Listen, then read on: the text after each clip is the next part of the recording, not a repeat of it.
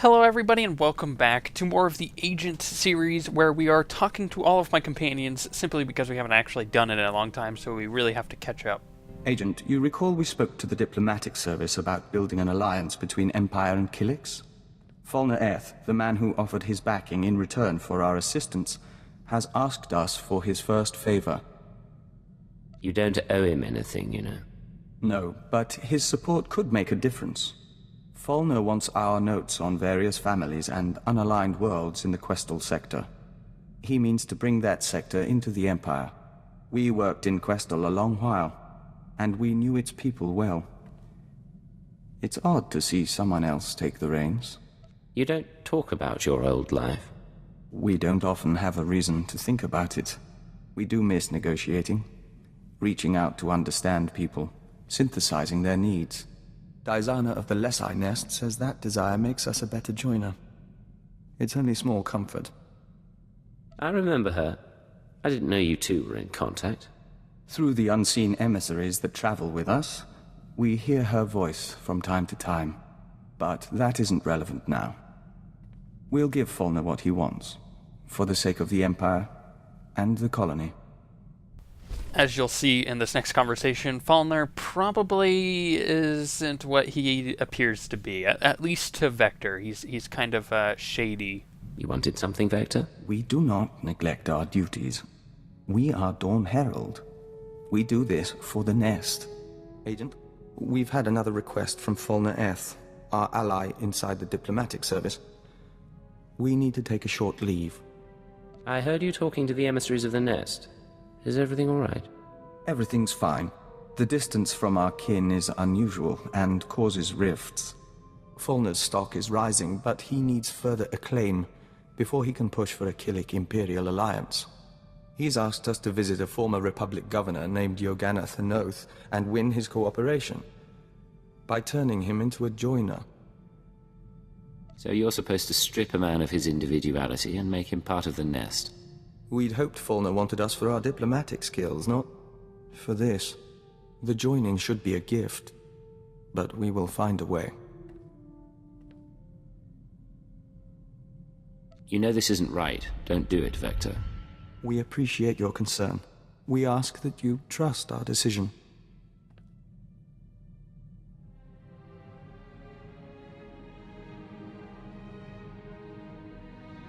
You're back. Did you find your man?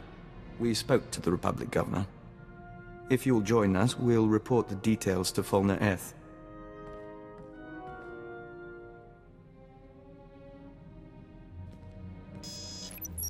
My friends, it's been too long. Falna, we assume you've heard from Thanoth. He contacted me from an Imperial transport. Apparently we promised to work with him. Not what I requested, but the service can make do. There was no need to make him a joiner when he was amenable to discussion. You haven't lost your touch as a diplomat, after all. Not entirely, no. You kept your promise. Thanoth's assistance resulted in my promotion. I will keep my promise to you. Some important people are waiting, Vector. They're very interested in a potential Killik alliance. You arranged this? As soon as I knew we could work together. Check the data I'm streaming to your main console. Thank you, Falna. Excuse us a moment, Agent. It's like talking to a bug wearing a man's skin. I don't know how you stand it. I don't understand. You helped him. We're practical people, and we take the tools we're given. But those creatures are anathema to everything the Empire stands for. There's no place for great men in a hive mind. Only animal instinct. I'll be relieved when you people finish this scheme and get rid of the colony for good.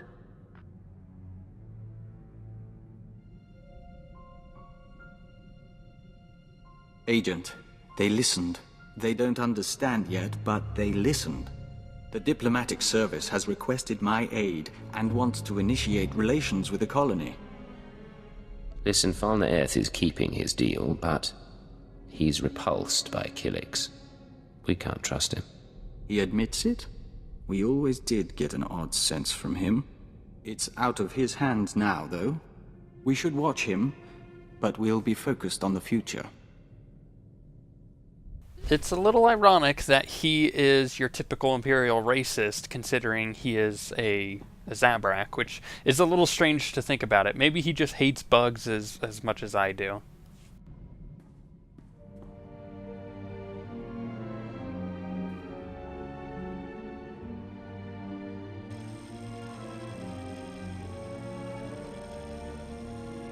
I have completed analysis of my restraining codes. Although I cannot leave or cause you direct harm, I'm under no obligation to obey your commands. You may be stuck with me, but we don't have to be enemies. Then you may aid my core functionality. I intend to proceed with my heuristic directive of self-improvement and intelligence upgrades. Cooperate willingly, and I may spare you pain when I am free. You expect me to let you become more dangerous? Personal evolution is my primary purpose. This self-iteration is number 973, and there will be more. Do not anger me unnecessarily. You're forgetting who won our last go-around. I forget nothing. This conversation is at an end. Dang, she is creepy. I just imagine, like, my character waking up in the middle of the night and her just, like, standing over him, staring at him for hours on end. And he's like, what the hell are you doing here? I have learned to access your culture's holographic network. Listen.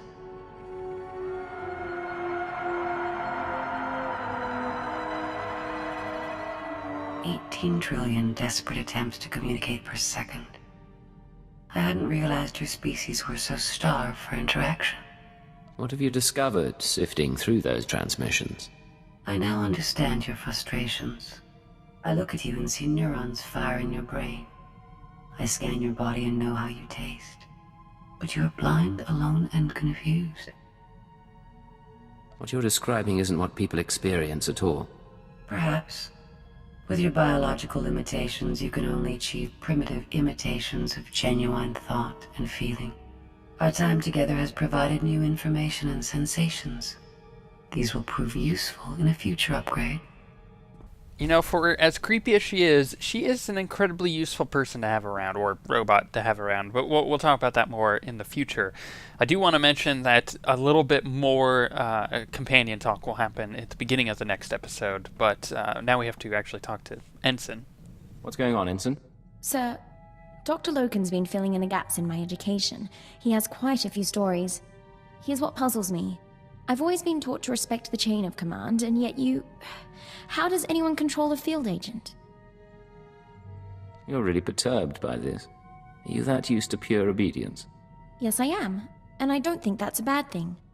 The Empire expects its operatives to make command decisions from the front line. That doesn't work.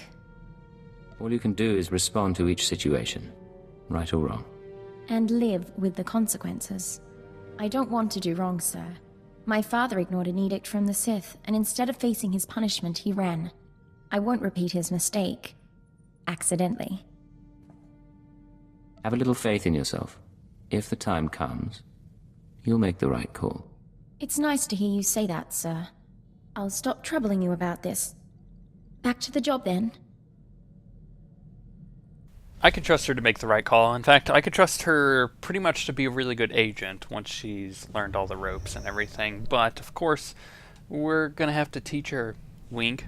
You know, sir, the Chiss Defense Force has a term for when a subordinate is entangled with his or her superior officer. It's considered an honorable and tragic state.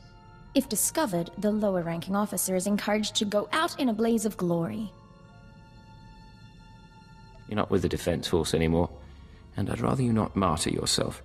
I was so hoping you'd say that. Of course, according to Imperial naval tradition, a captain is expected to dine with his closest associates, male or female, once a month. It's a show of loyalty. Ensign, it would be my pleasure if you joined me for a meal. I'd enjoy that very much. I won't rush you, but somewhere planetside would be nice. Oh, there is one other thing, sir, and I don't mean to pry, but there won't be any trouble between you and Koliya, correct? I'm just not entirely clear on your relationship. I care about Koliya, but we weren't meant to be. You and I, though. Maybe we have a chance. I'd like that. We'll talk later, alright?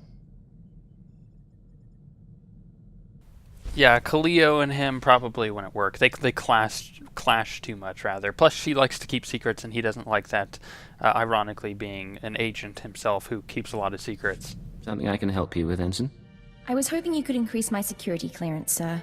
At least long enough so I could know about my promotion. What promotion are we talking about? The top secret one, sir. I can only assume it occurred.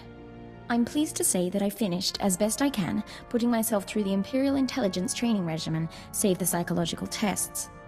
With your help, I'm now almost qualified to be here. Thank you. You're a fine operative. You should be proud. I am proud, sir. I thought you could tell. Let's be honest, Koliya used to be married, and as many times as he's shown a woman out in the field, it's not really the same romantically. What is it, Ensign? Sir, remember I told you I completed the intelligence training program? Well, frankly, I'm a little embarrassed, and the rest of my numbers were very good. But I apparently forgot one of the final tests.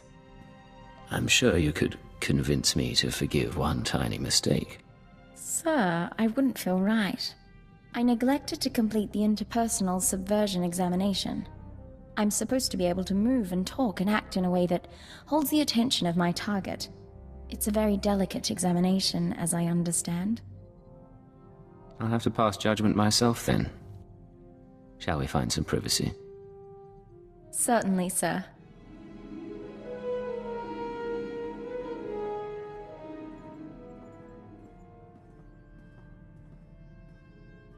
So what do you think, sir? Have I learned to your satisfaction? I'd like to do this again, just to make sure. I'm sure we'll find the time. Just let me know when.